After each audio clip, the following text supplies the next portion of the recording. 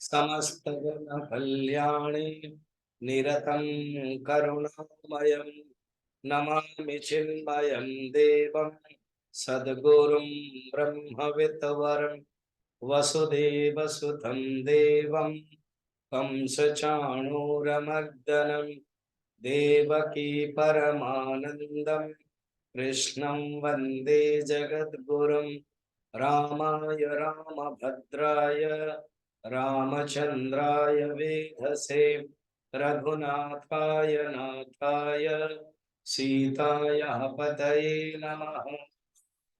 चरितं रघुनाथस्य शतकोटिप्रविस्तरम् एकैकमक्षरं पुंसां महापातकनाशनम् भवानी शंकरो वन्दे श्रद्धा विश्वासरूपिणौ याभ्यां विना न पश्यन्ते सिद्धा स्वन्तस्तमेश्वरम् सिद्धा स्वन्तस्तमेश्वरम्।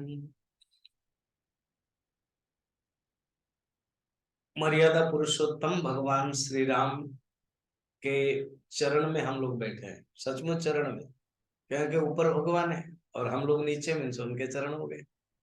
तो चरण में बैठे हुए हैं, उनकी कृपा प्रसाद के रूप में हनुमान जी हम लोगों के सामने है। तो इसका अर्थ है भगवान श्री राम और राम सेवक हनुमान की कृपा से आज ये सत्संग कर रहे हैं। 2 दिन का एक कैंप है, शिविर है, विशेष करके आरजेएस के पॉजिटिव मीडिया डिवोटीज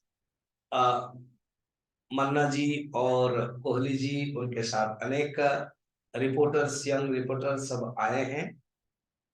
उनके लिए खास ये एक सत्संग और चिन्मय मिशन डिवोटीज के लिए सत्संग रखा गया है। मेरे जो अभी 50 मिनट का टॉक होगा उसमें मैं विषय रखा हूं मानव विकास की यात्रा। मनुष्य के अपने विकास की यात्रा है और पॉजिटिव मीडिया आरजेएस को दृष्टि रख करके ये टॉपिक है। हर मनुष्य सुखी होना चाहता है, खुश होना चाहता है, ये है स्वभावगत प्रवृत्ति है। चींटी भी अगर चलती है, पशु भी चलता है सुख प्राप्त करने के लिए।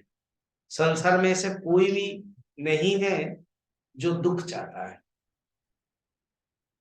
सुख ही चाहता है सब कोई। मगर सुख की जो परिभाषा जब नहीं जानते हैं तो बाहर से ढूंढते हैं। हर कोई मनुष्य जो सुख चाहता है, दुख कोई नहीं चाहता। ये मेरे अपने बहुत सुंदर एक्सपीरियंस है। प्रारंभ में मैं जब ब्रह्मचर्य होने के बाद प्रवचन स्कूल में जाकर दे रहा था तो मैंने एक टॉपिक रखा सुख। तो उसमें मैंने पूछा कि बच्चों तुम सुख चाहते हो ना? हाँ। दुख नहीं चाहते हो ना? ना। अच्छा लगा कि बच्चों के अंदर एक भावना भी है कि वो लोग सुख चाहते हैं, दुख नहीं चाहते हैं। फिर मैंने कहा तुम्हारे जो प्रिंसिपल है मुझे कुछ रसगुल्ला, जलेबी, समोसा आदि सब स्नैक्स में दे रहे थे। मैंने मना किया, ये मैं प्रवचन के बाद देखेंगे। और उनके टेबल पर है। अगर कोई कहेगा मैं दुख चाहता हूं तो मैं उनको दे देने वाला हूं। तो तुरंत एक लड़का खड़ा हो गया और कहा कि स्वामी जी मैं दुख चाहता हूं। मैंने कहा कि अभी तो तुम सुख चाह रहे थे। जो क्या वो कुछ कारण नहीं है, बिना कारण में वो क्या करता है कि दूसरे को नुकसान करता है, वो राक्षस। जैसे आप देखो, मैं समझाता हूं। एक कुत्ता था, है, पड़ा हुआ है, उसको प्यार से बुलाता है, उसको जो जख्म है उसको ठीक करता है, भोजन देता है, प्यार देता है, रखता है, वो है संस्कृति।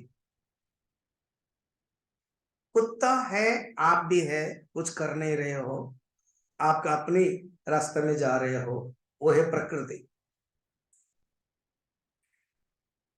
कुत्ता सोया हुआ है, उसने भौंकना शुरू किया, उसके बदले रिएक्शन के रूप में किसी ने कुछ किया है, वो है विकृति।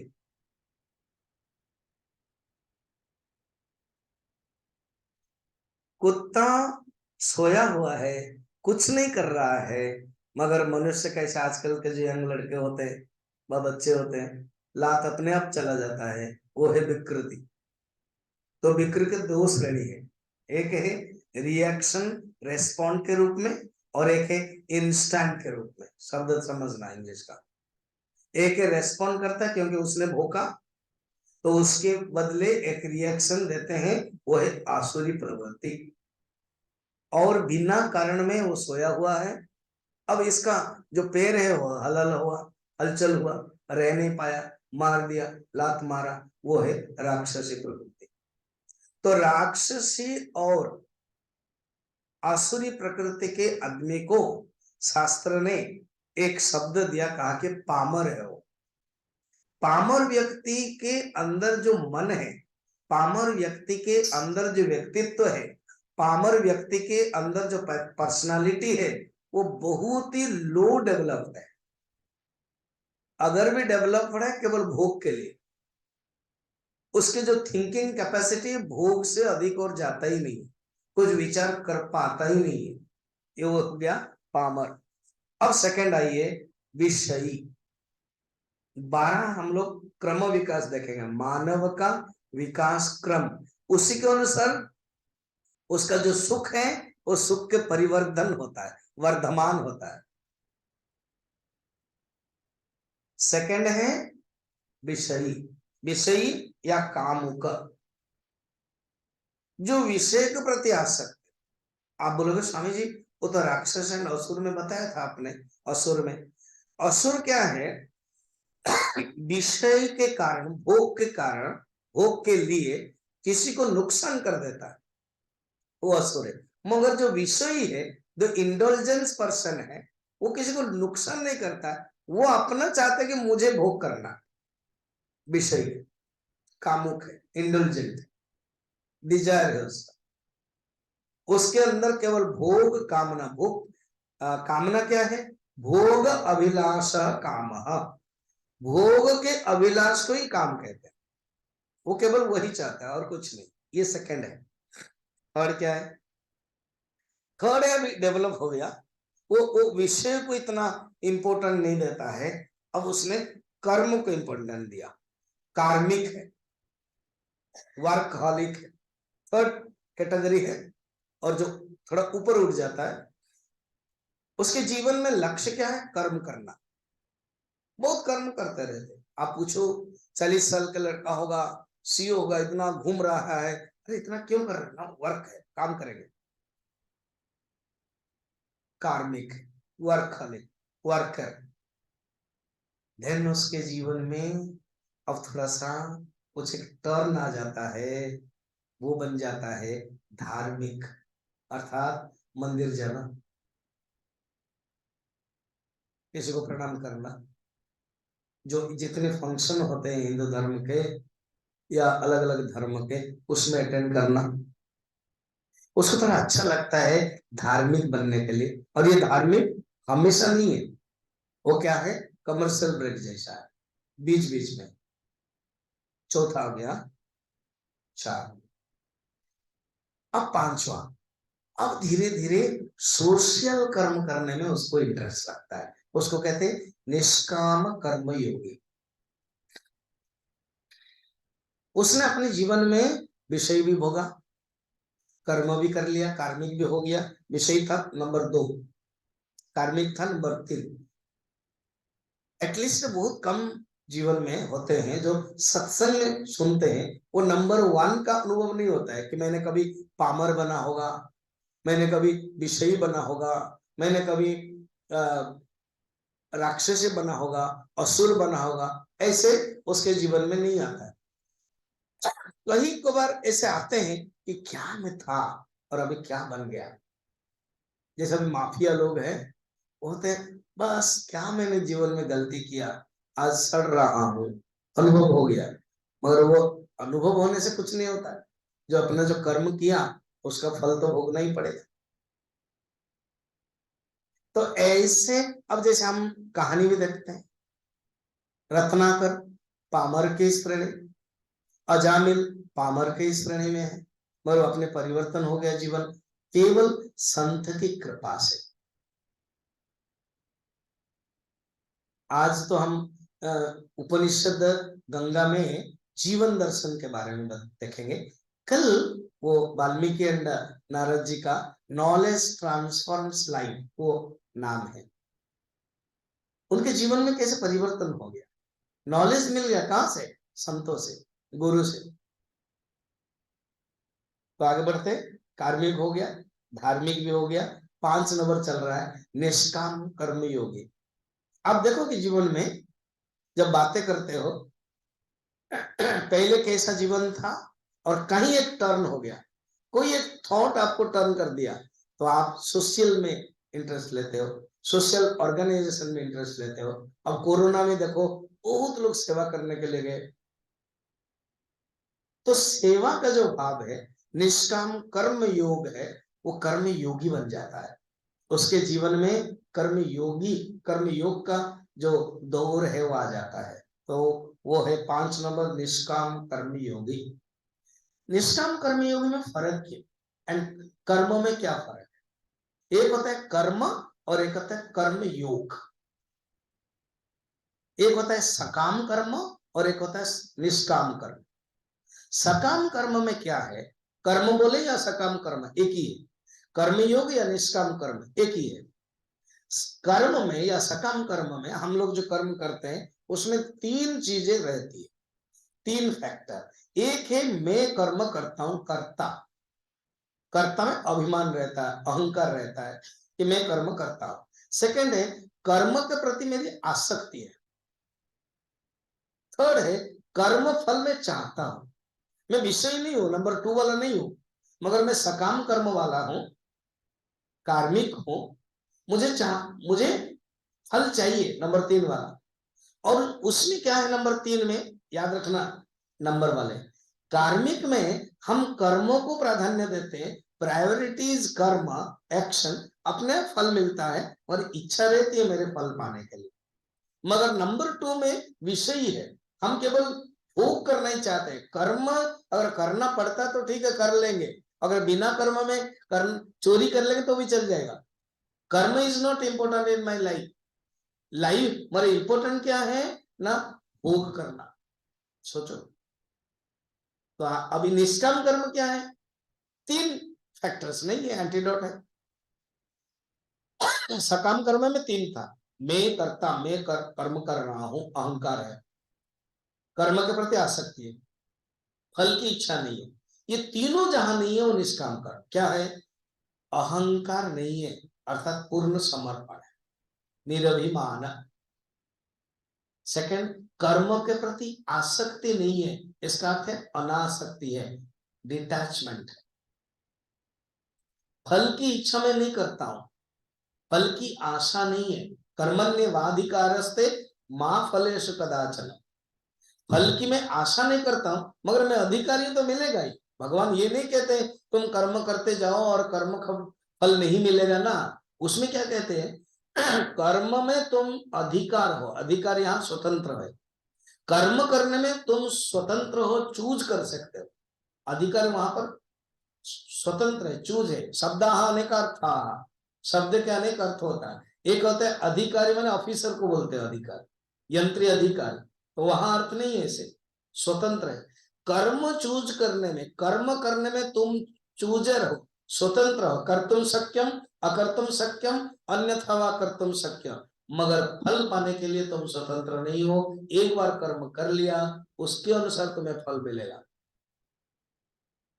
तुम जाकर के स्टेशन में गए और स्टेशन में सेकंड क्लास लेना, फर्स्ट क्लास लेना, सेकंड क्लास एसी लेना, थर्ड एसी लेना, लिखते समय तुम स्वतंत्र हो,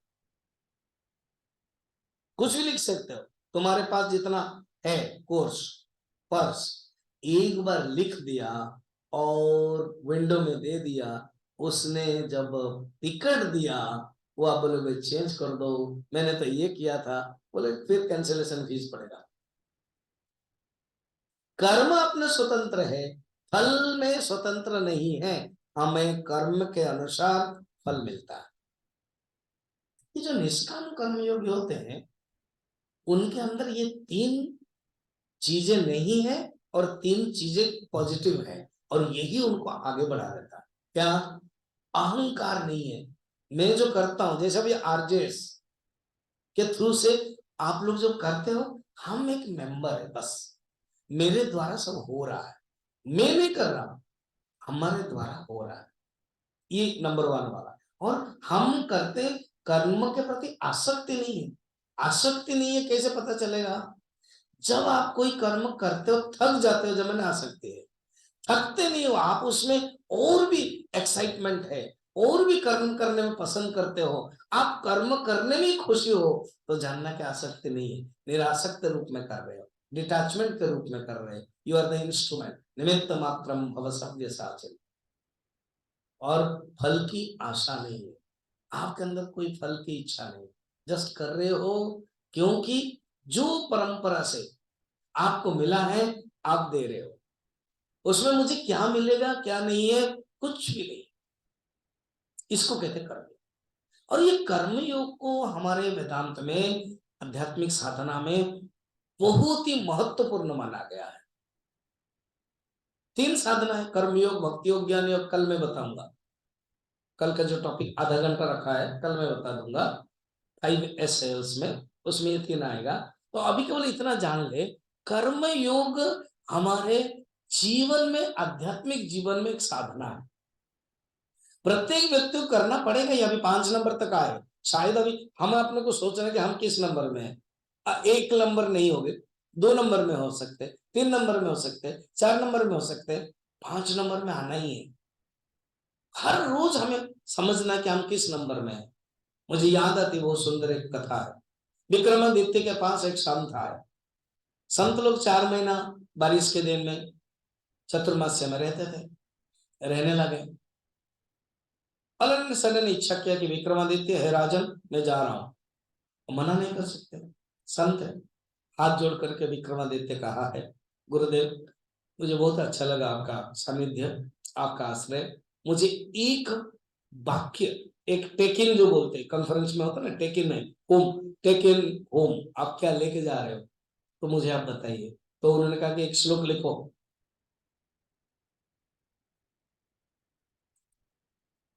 क्या? पश्येतान, अर्थात तुम अपने आप को देखो, पश्येतान नरश्चरितमात्मनः, क्षण, हर क्षण तुम देखो, हर क्षण तुम विचार करो, हर क्षण तुम निरीक्षण करो, क्षण, हर क्षण, हर दिन तुम विचार करो, प्रतिदिनम। क्या?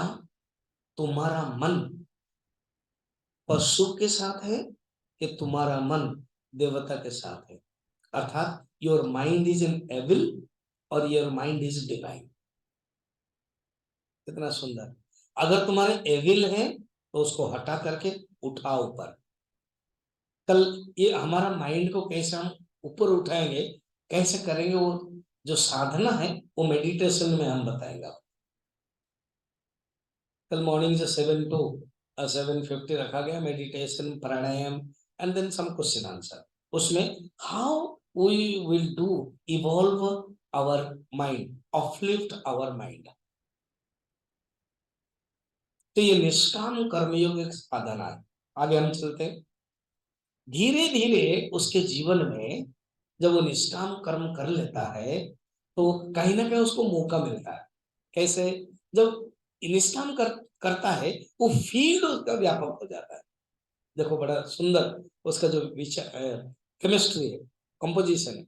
अब भोग में रहता है, अपने ही भोग में रहता है। जो मनुष्य भोग करता है क्यों गलत है, वो पर्सनल करना पड़ता है, प्राइवेट करना पड़ता है। जब निष्काम कर्म योग करता है वो व्यापक हो जाता है। जैसे अभी आरजेएस के 2 मिनट का 1 मिनट का वीडियो लेने में उनका कोई हिचकिचाहट नहीं। क्यों? वो जानते हैं ये कोई सा काम नहीं है, जानते हो कोई प्राइवेट नहीं है, जानते हो कोई गर्दन नहीं है, जानते हैं कोई करप्शन नहीं है, ये फ्री ऑफ कॉस्ट।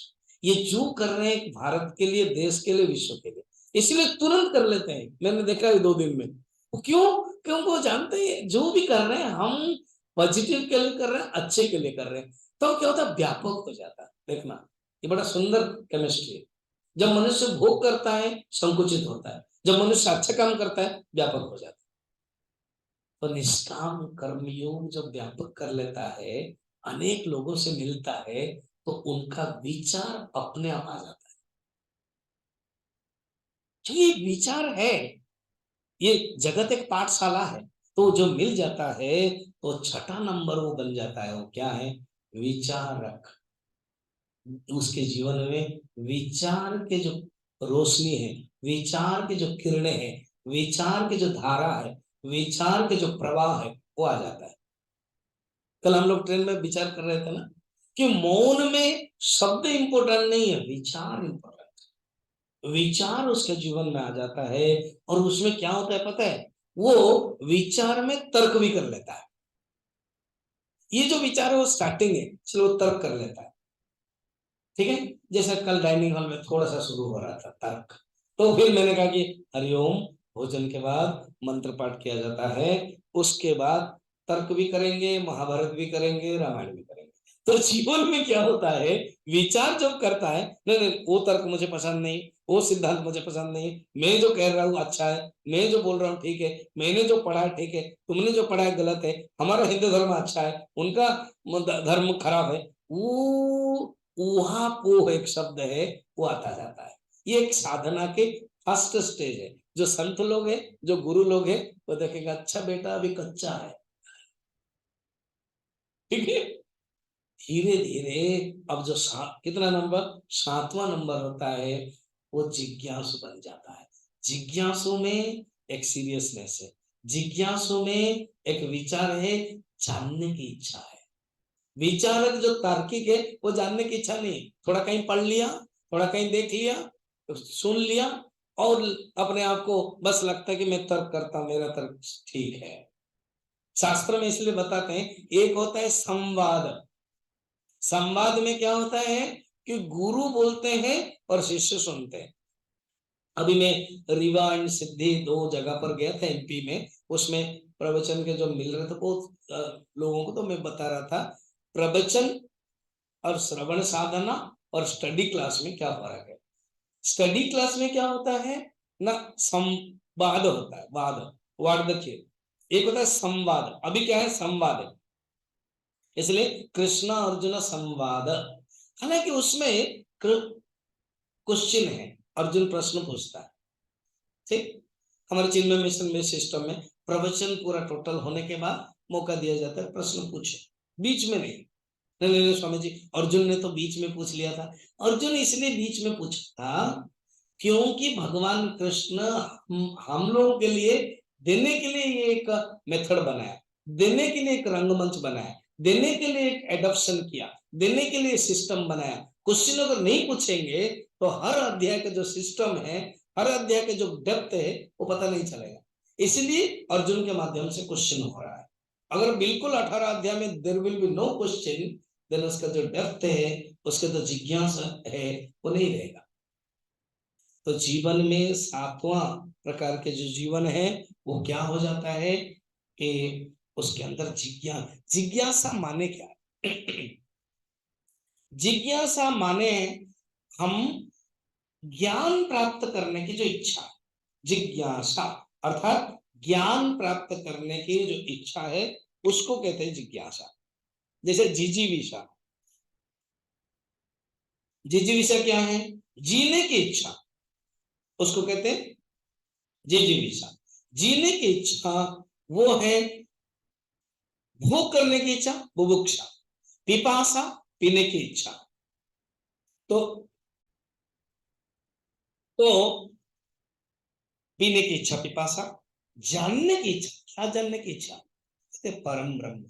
अथा तो ब्रह्म जिज्ञासा। मैं अभी दर्शन के बारे में बताऊंगा समय देखने से। अथा तो ब्रह्म जिज्ञासा, ब्रह्म सूत्र का पहला ही सूत्र है।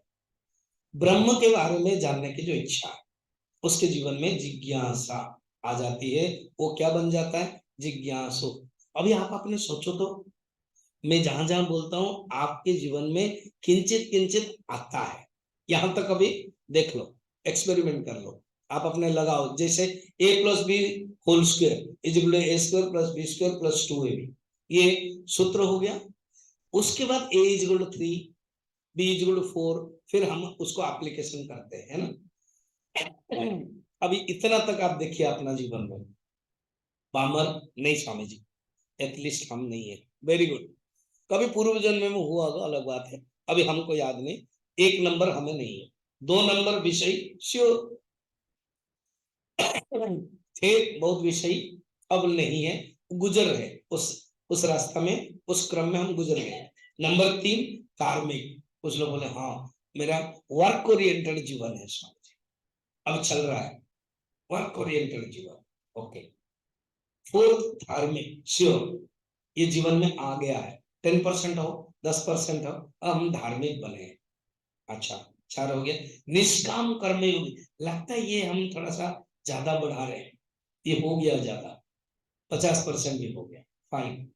6 विचारक या तार्किक, हाँ ये होता है जीवन में, इससे मिलते हैं, कोई मना करता है कोई आने के लिए तो हमारा तर्क निकलता है तार्किक। जिज्ञासु, यस, जिज्ञासु अगर हम बने तो उसका प्रमाण क्या होगा पता है?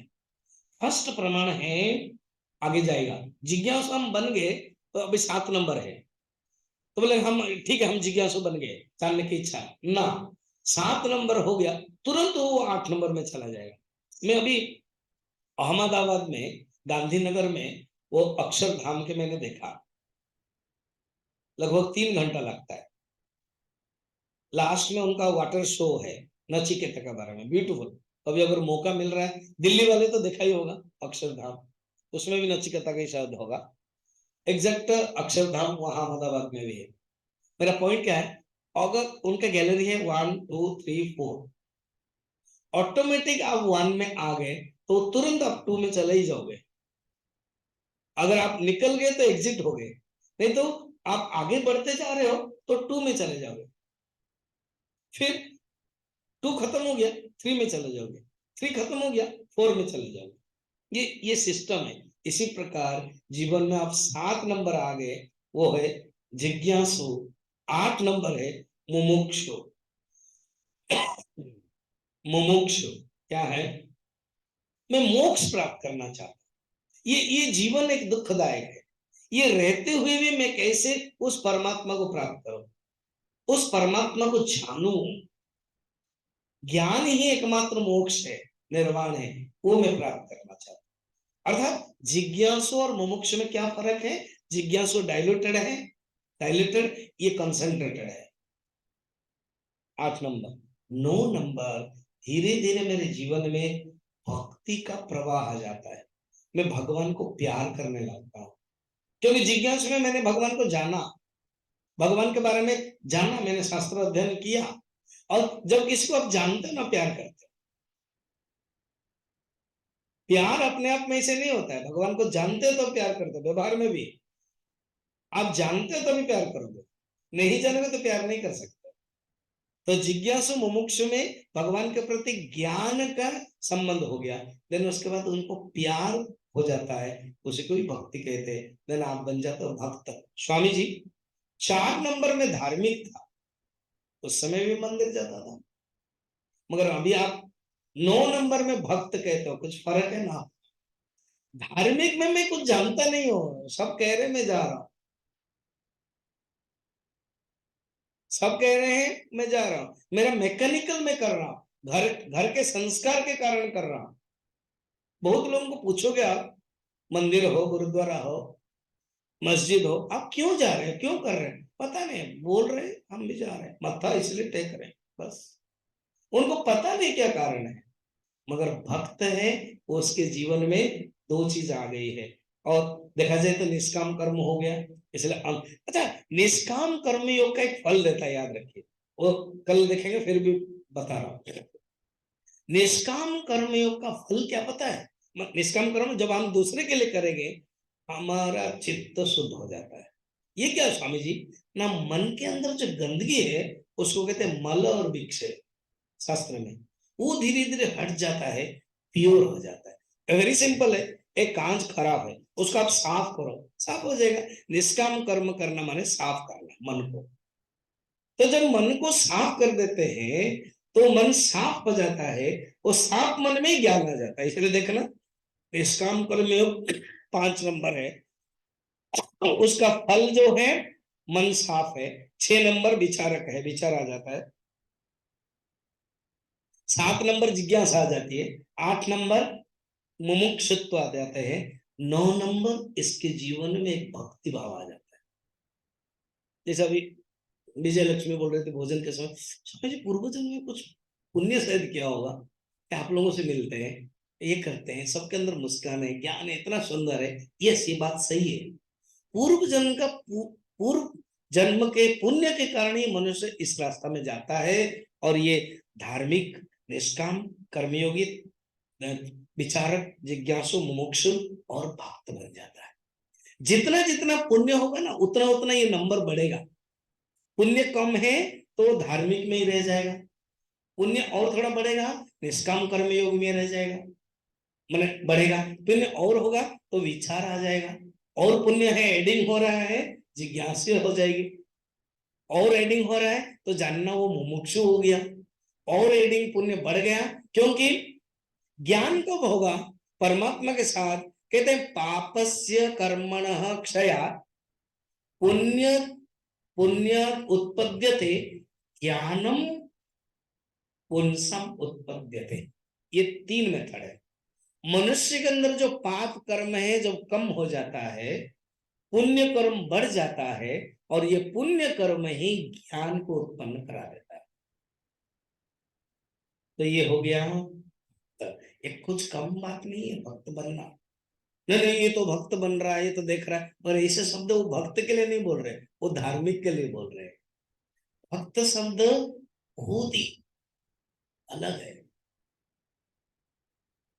जितने महापुरुष लोग हैं सिख धर्म में, गुरु नानक से लेकर के गुरु गोविंद सिंह तक है, क्या भक्ति नहीं थी भगवान के प्रति और देश के प्रति और धर्म के प्रति।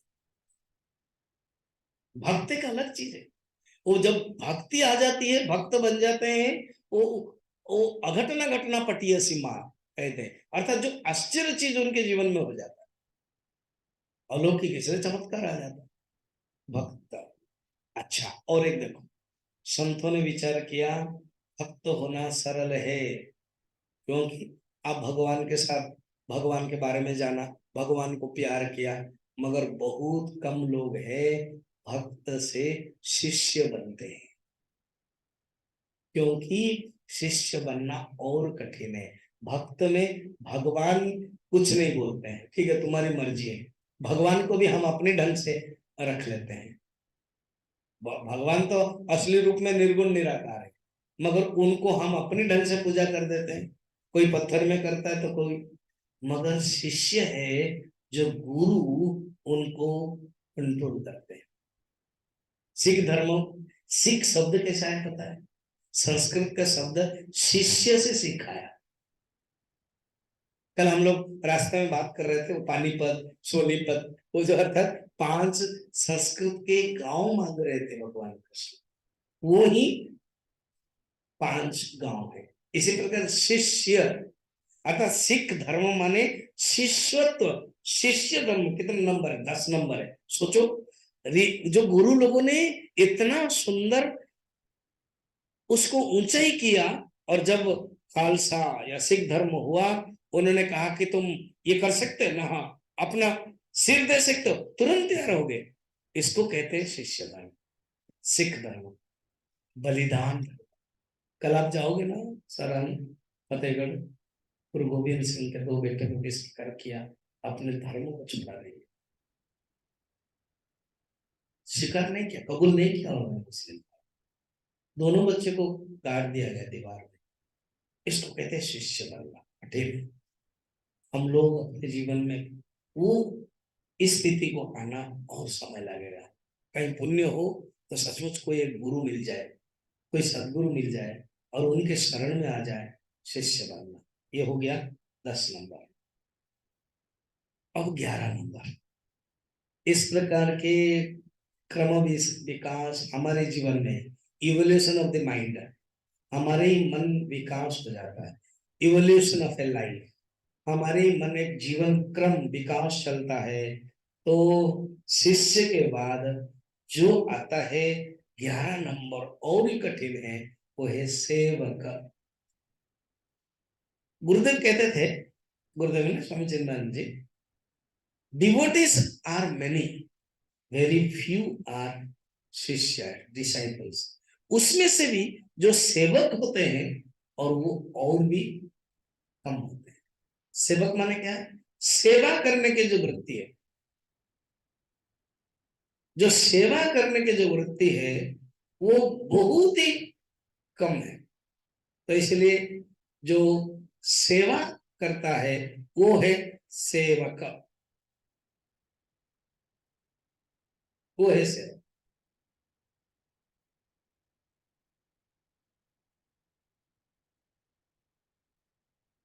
फिर उसके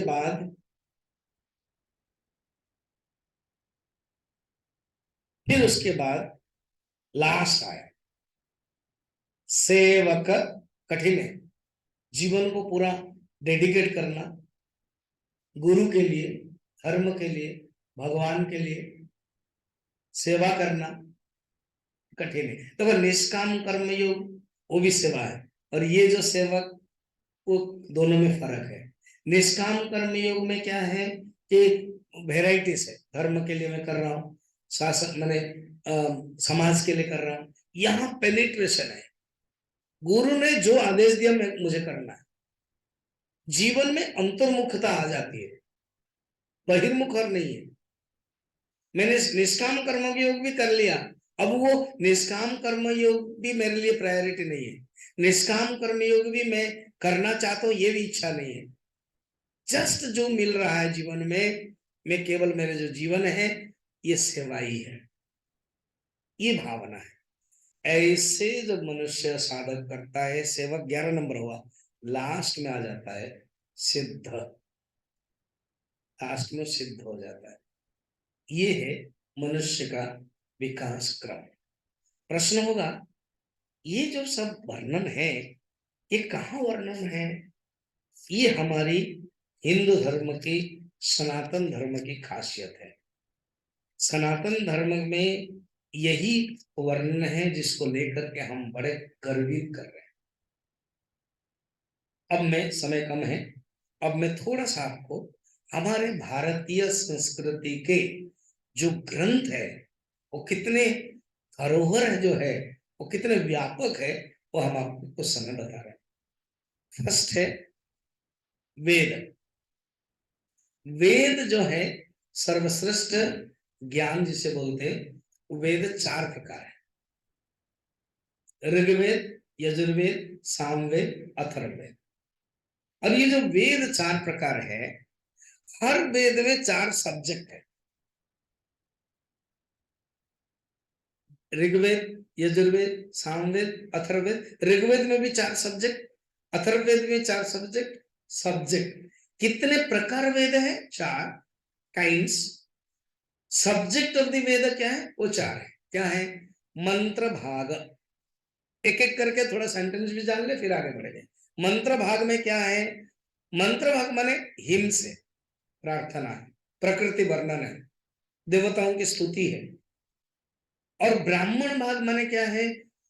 प्रैक्टिकल डेमोन्स्ट्रेशन ऑफ हवन। आज जो हवन किया, यज्ञ किया, वो ब्राह्मण भाग के अंतर्गत।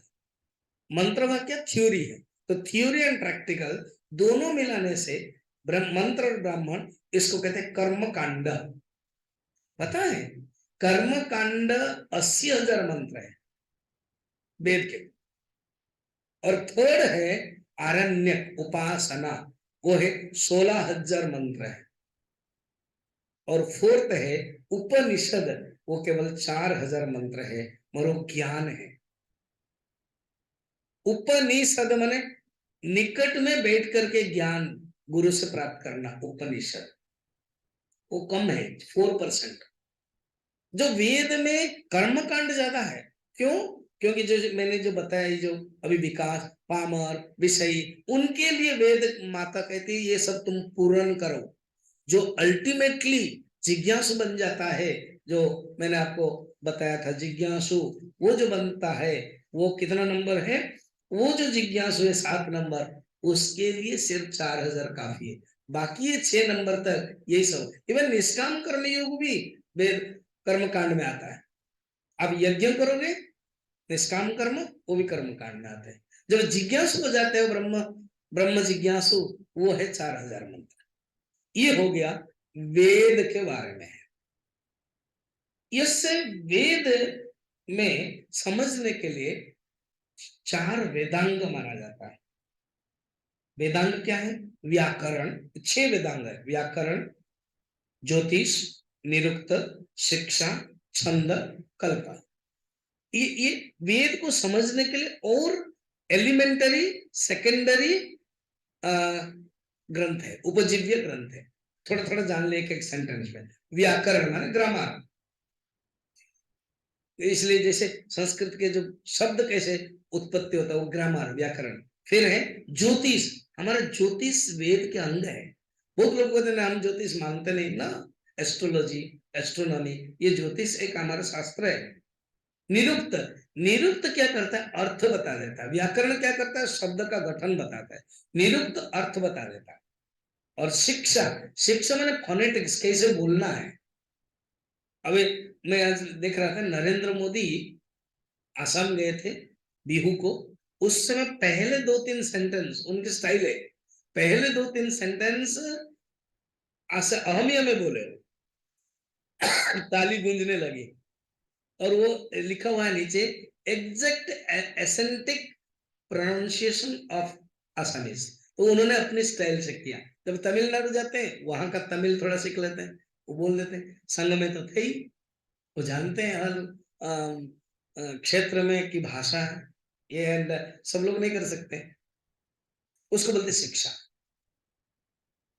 फोनेटिक्स। फिर छंद क्या है? ये जो मंत्र वेद के हैं वो अलग अलग छंद में होता है, मीटर बोलते हैं। और कल्प क्या है? ये जो हवन होता है, उस हवन के बड़े सिस्टमेटिक मेजरमेंट है, वो साइंस को कल्प कहते हैं। ये हो गया 6 वेदांग। फिर उसके बाद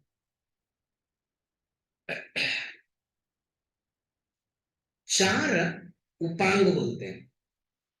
4 उपांग क्या? धनुर्वेद, आर्चरी। गांधर्व वेद, गांधर्व वेद जो संगीत विद्या। आयुर्वेद, आयुर्वेद देखो, एलोपैथी, आयुर्वेद, ये उपांग है। और अर्थशास्त्र, इकोनॉमिक्स, उसी से ही चाणक्य ने अर्थशास्त्र कौटिल्य ने लिखा है। तो ये 4 वेदांग। फिर 4 उपवेद कहते हैं। ये वेदांग हो गया, 4 उपवेद है। न्याय, मीमांसा, इतिहास पुराण एक ही, और धर्मशास्त्र, इसको कहते हैं 4 उपवेद। आप गिन लेना कितना है। 4 वेद है, 4 हो गया। 6 वेदांग है, 6 4 10 हो गया। 4 उपांग है, 14 हो गया। और 4 उपवेद है, वो हो गया 4 18। इस 18 शास्त्रों को कहते अष्टादश शास्त्र। इसको जो जानता है वो विद्वान माना जाता है। नारद सनत कुमार के पास, उपनिषद में है छांदोग्य, नारद सनत कुमार के पास जाते हैं। सनत कुमार बड़े हैं, नारद छोटे हैं। उनके पास जाकर के यही कहते हैं, हम सब शास्त्र पढ़ लिया, 18 शास्त्र पढ़ लिया, फिर भी मेरे मन में सुख नहीं है, उस परमात्मा को नहीं जान पाया, आप बताइए। जो बता रहे हैं छांदोग्योपनिषद का एक अध्याय, ये है शास्त्र।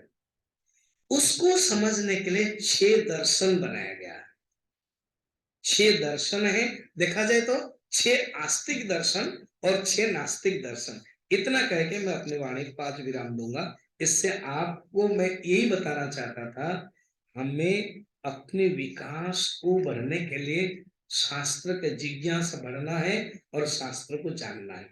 6 दर्शन क्या है? न्याय दर्शन, वैशेषिक दर्शन, सांख्य दर्शन और योग दर्शन। योग दर्शन पतंजलि जो प्रसिद्ध हुआ है, पूर्व मीमांसा और उत्तर मीमांसा, इसको कहते हैं 6 दर्शन आस्तिक। ये जो 6 दर्शन आस्तिक है, ये आस्तिक का अर्थ है वेद को जो स्वीकार करता है। ऐसे आस्तिक का अर्थ क्या है? भगवान को स्वीकार करना। नास्तिक क्या अर्थ है? भगवान को स्वीकार न करना। इस अर्थ में नहीं है, दर्शन में ये अर्थ है जो वेद को स्वीकार करता है कि ये परम ग्रंथ है, उसको आस्तिक कहते हैं। ये 6 और 6 नास्तिक है। वो कौन है ना? चार्वाक दर्शन। ये बड़ा इंटरेस्टिंग है चार्वाक दर्शन। शरीर को भोग ही सब कुछ मानते, जो पामर है ना, खुद भगवान कृष्ण भी गीता में भी कहते हैं चार्वाक, याम पुष्पितम वाचम प्रबदन्ति विपश्चितः, ये है चार्वाक दर्शन। चार्वाक क्या है? ऋणम कृत्वा घृतम पीवेत यावत् जीवेत सुखम जीवेत भस्मीभूतस्य शरीरस्य किम पुनरायागतः। अर्थात अरे बाबा पैसा नहीं है ना, ऋण करो, घियो पियो, मजा करो। अमेरिका में हुआ ना कुछ साल के बाद, सब लोन ले लिया और इकोनॉमिक्स डाउन। तो ऋणम कृत्वा घृतम पिबेत यावत् जीवेत सुखम जीवेत, इसी को ही सुख समझ लिया। जब तक जियोगे पता है फिर जीवन मिलेगा कि नहीं। ये है चार्वाक दर्शन। फिर है जैन दर्शन। जैन जैन धर्म अलग है, जैन दर्शन अलग है। और फिर बौद्ध दर्शन। बौद्ध दर्शन के 4 भाग होता है, तभी वो 6 नास्तिक भी हो जाता है। चार्वाक एंड जैन 2 हो गया, बौद्ध का 4 है। क्या है? एक है वैभाषिक स्वातंत्रिक, फिर है योगाचार और है माध्यमिक। थोड़ा सा एक एक सेंटेंस बता देता हूं। वैभाषिक माने कि एक परमात्मा के जो आत्मा के लक्षण वो बताते हैं, वो अलग ढंग के विचार करते हैं, वो परिवर्तन भी हो जाता है वैभाषिक। स्वतंत्र का आत्मा स्वतंत्र है, वो किसी से लग नहीं सकता, जा नहीं सकता। योगाचार माने क्षणिक विज्ञानवाद, अर्थात आत्मा हर क्षण परिवर्तन हो जाता है। जैसे दीप की लो जलती रहती है तो मरती है, जलती है, मरती है, जलती है, ऐसे आत्मा। और लास्ट है माध्यमिक माने शून्यवाद, आत्मा शून्य है। ऐसे दर्शन हम लोग 6 दर्शन, 6 दर्शन 12 दर्शन है। मेरे मन में है, किताब है, हमारे स्वामी सुबोधानंद जी जो हमारे स्वामी जी थे, वो उन्होंने बड़ा सुंदर लिखा है। तो मैं एक एक दिन एक एक टॉपिक दे करके 12 टॉक्स हो जाएगा। तो अब मैं केवल आपको इस दर्शन व वेद या ग्रंथ में क्या साधना बताते हैं, वो हम लोग कल शाम को, लगे समय आधा घंटा है, वो मैं बताऊंगा। अभी हमारा जो कार्यक्रम है मेरा समापन हुआ एंड